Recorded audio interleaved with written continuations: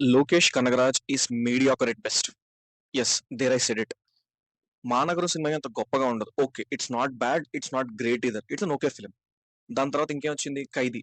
Genuine గా చెప్పండి, ఖైదీ సినిమాలో మీరు ఆ బిర్యానీ తినే సీన్ ఆర్ లాస్ట్ వచ్చి మిషన్ గన్ సీన్ తీసేస్తే నిజంగా ఎంతమందికి మెమరబుల్ సినిమా అది. ఓ సోషల్ మీడియాలో హైప్ చేసేసి దాని ఏదో పెద్ద next greatest film of Tamil cinema లాగా చూపించారు. దాని తర్వాత మాస్టర్ సినిమా ఫ్లాప్ ని విజయ్ అకౌంట్ లో వేశారు. అండ్ విక్రమ్ కూడా being at the right time at the right place అంటారు చూడండి, అలా వచ్చి హిట్ అయిన సినిమా తప్పిస్తే విక్రమ్ సినిమా కూడా చాలా బోరింగ్ గా ఉంటుంది. And some times it gets on your nerves.